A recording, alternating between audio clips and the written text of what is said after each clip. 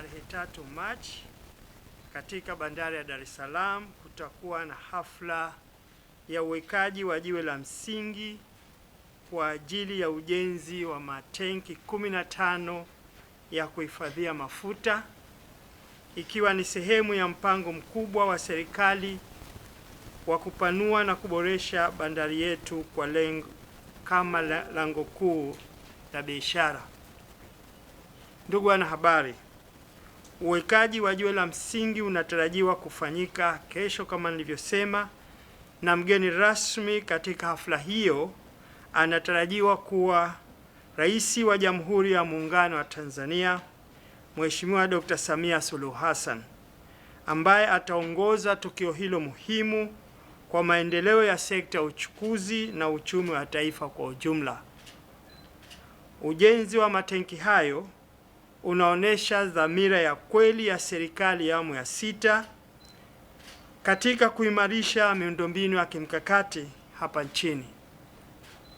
Ndugu wanahabari, ujenzi wa matenki na ujenzi wa magati ambao umeanza kwa ujenzi wa gati namba 1 hapa Malindi Wafu ni sehemu ya mkakati wa muda mrefu wa kuongeza uwezo wa bandari ya Dar es Salaam katika kuhudumia shehena kubwa zaidi.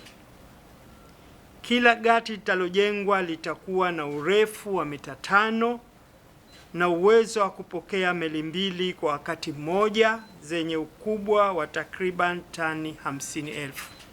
Sasa hivi tunajenga gati moja lina urefu wa mita 500 na lenyewe litakuwa na uwezo wa kupokea meli 2 ambazo zina uwezo wa kubeba tani 50,000.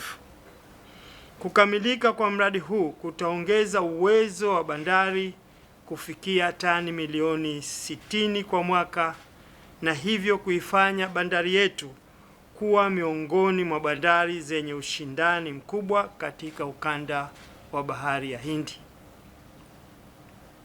Katika kipindi cha Julai mpaka Disemba mwaka jana, bandari ya Dar es Salaam ilihudumia tani milioni 19.9.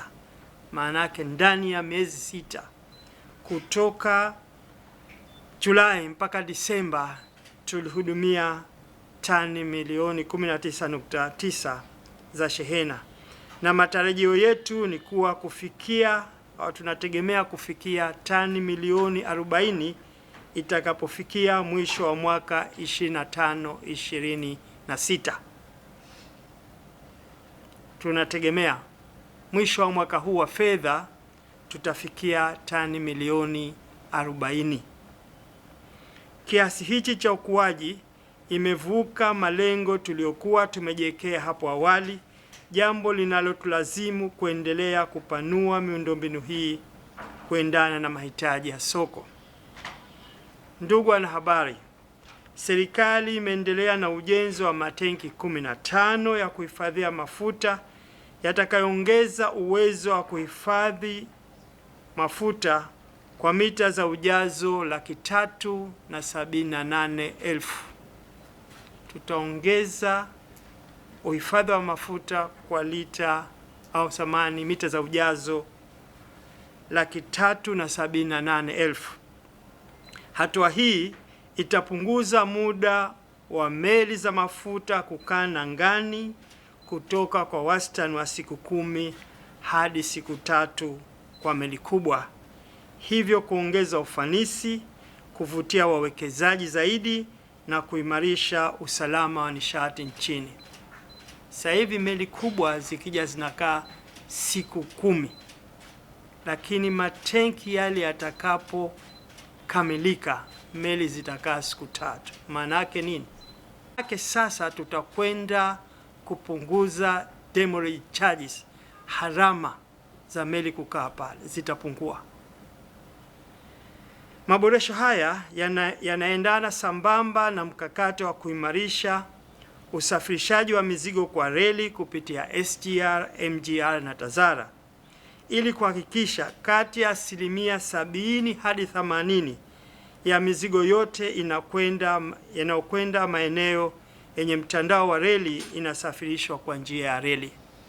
Sasa hivi 90% ya mzigo unaotoka bandari ya Dar es Salaam unapitia barabarani. Hiyo manake nini? Barabara zetu kwanza zinakufa sababu mzigo mkubwa. Pili, kunakuwa na ajali nyingi. Tatu, kunakuwa na ucheleweshaji wa mzigo kutoka sehemu moja kwenda nyingine. Kwanza kabisa, barabara zetu zinakufa. Pili, ajali nyote mmeshuhudia, magari yakiwa mengi barabarani, ajali ni nyingi. Na tatu, hata ucheleweshaji wa mzigo kwenda kwa wateja unakuwa mkubwa, na msongamano overall Dar es Salaam unakuwa mkubwa. Nyinyi nyote mmeshuhudia, mnakaa hapa. Lakini mzigo ukipita kwenye treni hizo MGR, SGR na TAZARA, hali itakuwa tofauti. Sekta ya uchukuzi imeendelea kuwa muhimili muhimu wa uchumi wa taifa kwa kuchangia zaidi ya 40% ya mapato ya serikali kupitia kodi ya forodha, pamoja na kuingiza wastani wa dola za Kimarekani bilioni 2.48 kwa mwaka kama fedha kigeni kutokana na huduma za uchukuzi kwa nchi za jirani. Contribution ya sekta ya uchukuzi ni takriban bilioni 2.48 dola za Kimarekani. Aidha, sekta hii imezalisha ajira zaidi ya milioni 3 hususan katika sekta ndogo ya bandari. Ndugu wanahabari, natumia fursa hii kuasisitiza wadau wote wa sekta ya uchukuzi kiwemo wa TPA wa bandari, TASAC, TRC, wawekezaji binafsi na wamiliki wa malori kuendelea kushirikiana na serikali katika kuwekeza kwenye miundombinu ya kisasa na vifaa vya usafirishaji ili kuongeza kasi ya uondoshaji wa mizigo bandarini na kuongeza ushindani kwa taifa letu. Kwa ujumla, hafla ya kesho tarehe 3 Machi itafanyika eneo la Mnadani, Kigamboni. Itakuwa hatua muhimu katika utekelezaji wa maono ya serikali ya awamu ya 6 ya kuifanyia bandari ya Dar es Salaam kuwa lango kuu la biashara la kikanda na kimataifa. Yote haya tunayofanya ni kuboresha ufanisi. Yote haya tunayofanya ni kufungua biashara kwa ajili ya nchi yetu. Yote haya tunayofanya ni kuleta maendeleo ya Watanzania.